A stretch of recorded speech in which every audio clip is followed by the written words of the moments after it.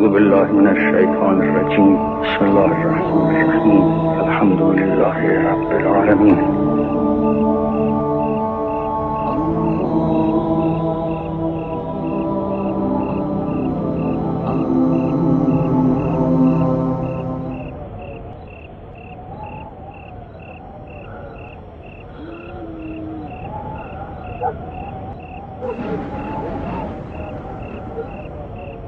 که میخوام وارد دالون مرگ بشم با بسم الله وارد میشم، با نام محبوبم.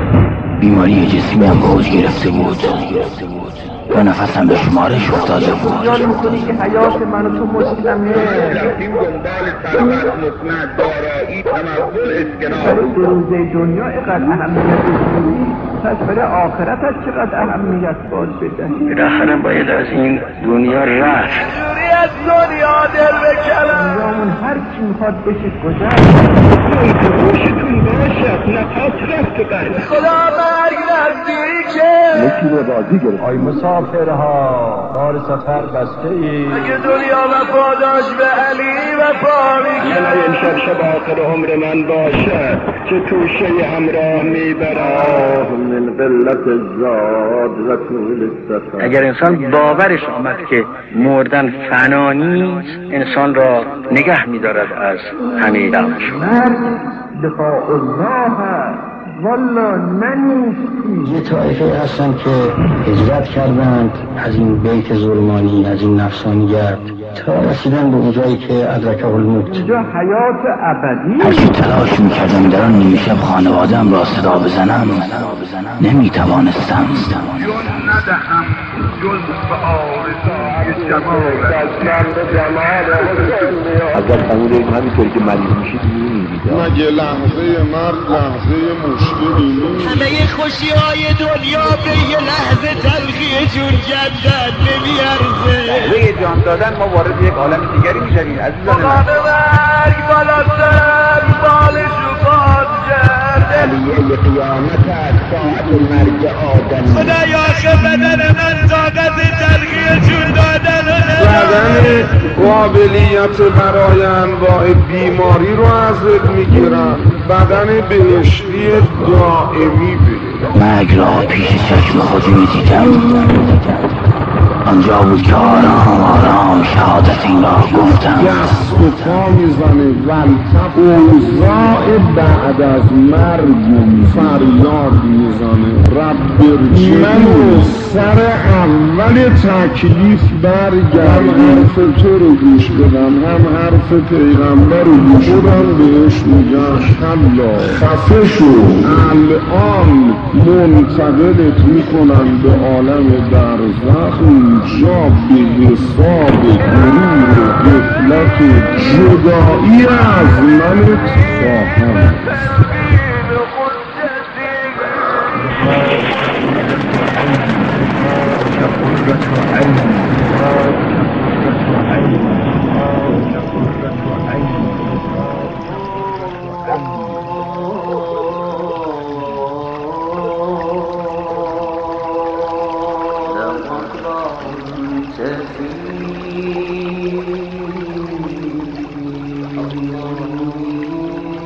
بسم الله الرحمن الرحیم. این اثر برداشتی است آزاد و غیر محقرانه از کتاب نفیس سیاحت غرب آیت الله نجفی قوچانی رحمت الله علیه که با حداقل امکانات از جمله به دوربین هندیکن امانی توسط جمعیت مصور و دانشیان که هیچ گونه سابقه فیلمسازی و ایفاگری نقش نداشته‌اند بدون استفاده از آهنگ‌های تولید شده، آلات و ادوات موسیقی نه به عنوان الگوی بلکه به عنوان نمونه کار تولید شده است. لذا احیانا اثر خالی از نقائص کلی و جزئی نیست. اصل صحت کتاب ارقم سیاحت غرب مورد تایید بزرگانی همچون شهید مطهری رحمت الله علیه قرار گرفته و با استفاده از منابع اسلامی نوشته شده است.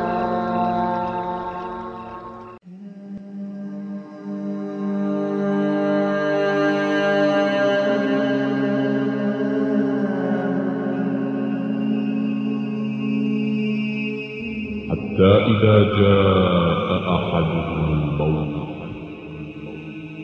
قال رب ارجعوني لعلی اعمل صالحا فيما تركت كلا إنها كلمة هو قائلها ومن ورائهم برزخ إلى يوم يبعثون الناس نيام فإذا ماتوا و من مردم. که غروب کرد کجا باید تا به لقاء محبوب لحظه جان دادن دروازه اون عالم بلش این است که خیال نکنیم که غیر از این مسائل طبیعی چیز دیگری نیست. رسیدم که ایستادم و بیماری بدنی که داشتم ندارم. وقتی که موت حاصل شد اون وقت تنبخ میشه حیا دارن میکشن ما رو طرف یه جای دیگه. ما هم محجوبیم و چون محجوبیم مطلع نیستیم و چون مطلع نیستیم خیال میکنیم نیستن. دلت بسوزد تا چقدر آدم تو جهل باشد.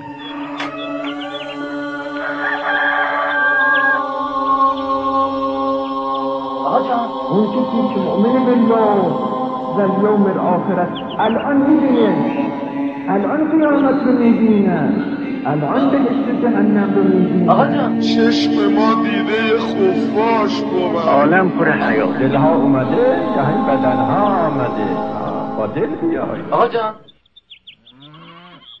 آقا جان آقا جان چیزهایی که اولیا یافتن احتمال بدید درست باشه. آقا جان حیات و موت از او. آقا جان مادر خدایا یک یقینی به من بده که دیگه مصیبت های دنیا پیشم آسان بشه. و خیشانم در اطراف جنازه برایم گریه می کنند. صبر بر مصیبت تو میدونی چقدر بزرگت میکنه ای صبر. چرا من یقین شدم او که برده صلاح رو بهتر میدم. اگر کسی برسد به مقام تسلیم هیچ پیش آمدی او رو نگران نمی کنه. کسی که فوت میشود خصوص زنها بی صبری کردن اجرش رو کم میکنه اگر که بعضی مراتبش هم حرام است. چی شده؟ اینجا چه خبره؟ چرا گریه میکنی؟ اگه برای من گریه میکنی من که حالم خوب شده. شما باید خوشحال باشید. چرا ناراحتی؟ واعلموا أيها الناس أنكم سيار. چه خبره؟ تو خانواده منی؟ پسرم تو چرا گریه میکنی؟ تو که فرزند منی، تو که باید به حرفم گوش بدی. ولا تغرنكم الحياة الدنيا ولا يغرنكم بالله الغرور. ألا وإن الدنيا دار أرواعة خداعة. این جواب زحمتون، این جواب محبتون. من از عمرم برای تو باید گذاشتم. حالا حتی جواب رو ببینی چرا متوجه نمیشی؟ من حال خواهش میکنم به حرفم گوش کن پسرم. فكم من منافس فيها وراكن إليها من الأمم السالفة. هرچه آنها میگویم که من نمردم بلکه بیماریم رفع شده است، کسی به حرفم گوش نمیدهد. انگار اصلا مرا نمیبینند و صدایم را نمیشنوند. چه خبر شده؟ اینا چرا اینطوری شدن؟ اینا که نگران حال من بودن، منم که خوب شدم، پس چرا گریه میکنن؟ نکنه فکر میکنی من مردم؟ من نمردم، من زندم. فلتكن الدنيا في أعينكم أصغر من حفالة القراض وقراضة الجلام واتعظوا بمن كان قبلكم قبل أن يتعظ بكم من بعدكم. تو که شاگرد منی، تو جواب منو بده.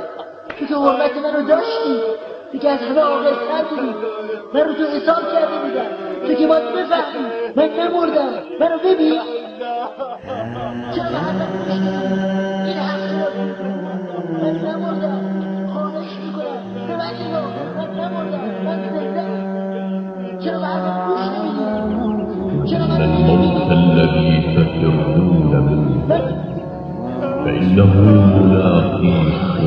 هر کی رسید میگیم، هر کار رسید میکنیم، هر کی شد میگیریم، هر چی شد میخوریم، هر جا شد میریم. ولی مسلمونا، مذهبیا، بازاریا، کارگرا، تاجرا، زارعا، محصلا، اداریا به امام حسین مردن حق. ببین من مردم. آنجا بود که فهمیدم آن جنازه من است که آنقدر آنها را بیتاب و گریان کرده است. هنوز جان نیومده بالا، هنوز از این دنیا نرفتی. تلفن میزنن قصال خونه، بیادی بنده خدا را از این خونه بیرونش ببری. حالا بدنش گو بیفته.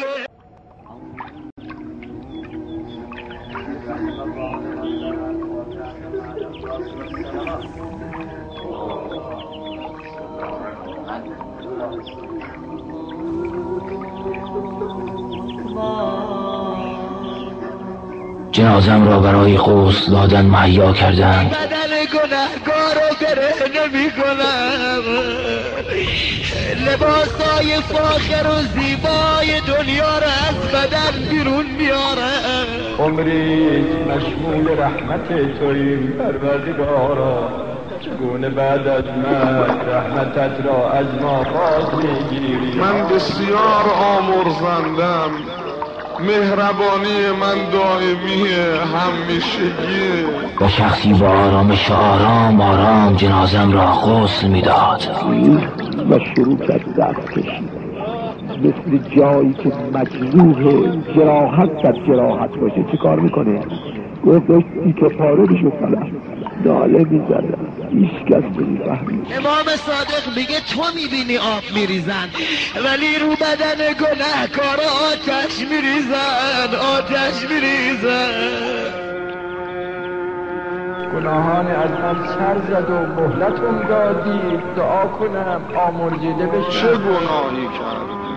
حق مغفرت با منه، میبخش. امان از غفلت. وای بر بیخبری من، وای بر عمر حضر رفته من. تمام شد، تمام. چه کوشش های بیهوده‌ای که نکردم. ای کاش برای امروز خودم را آماده کرده بودم. فرصت عمل هم ندارم، برگشتی هم در کار نیست. وای وای بر من، وای بر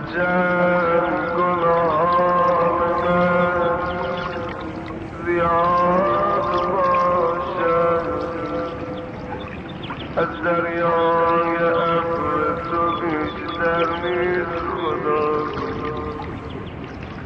عفو بخشش تو بیشتر از گناه من روزیای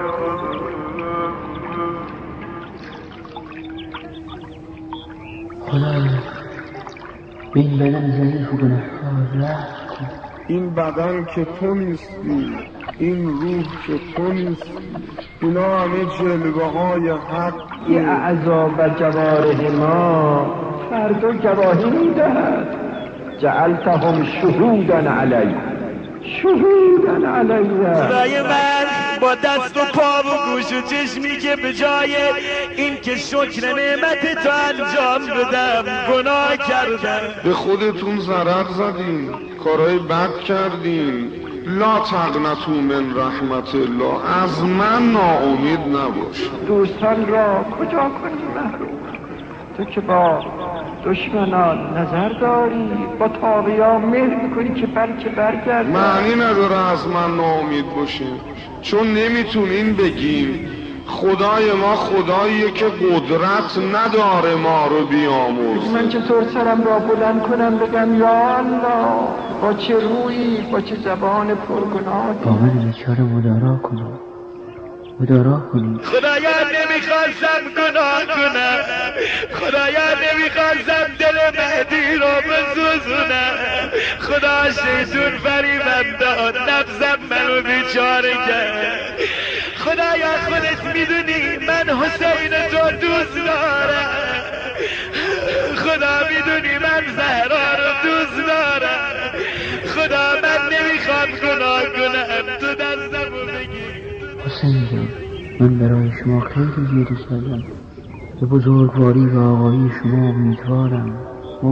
آمدم سر بزیرم، شکستم، خجالت زدم از گذشته هایم.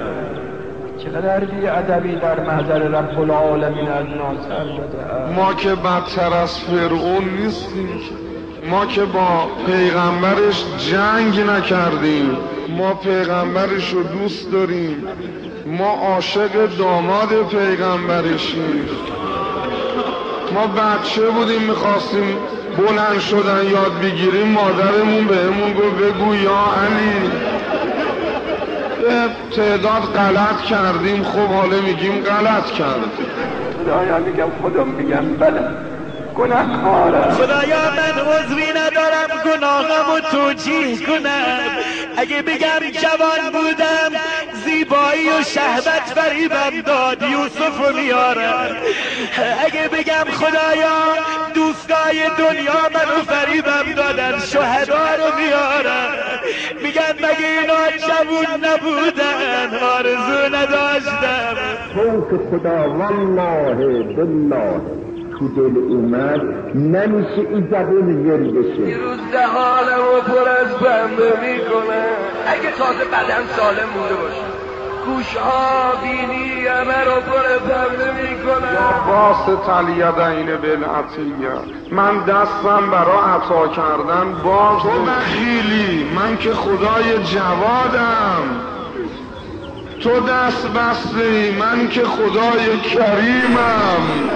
ای خدا اگر نمیخواستی بیامرزی حالت توبه نمیدادی. و بعد تو قرآن میگه اگه بخشیدم احدی در عالم از جن و انس حق اعتراض براش نذاشتم.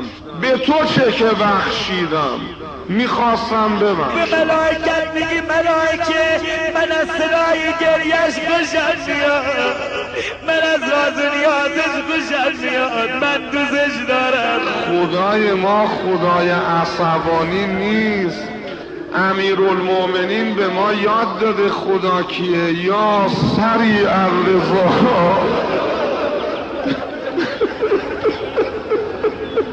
الان اگه با گوش دل بشنوی ملائکه بهت میگن لبه سل حاجتک، یعنی هرچی میخوای به خدا بگو. فقط این خدایا چون تو خودت گفتی بیای تو توبه کنی، منم میگم الهی علم.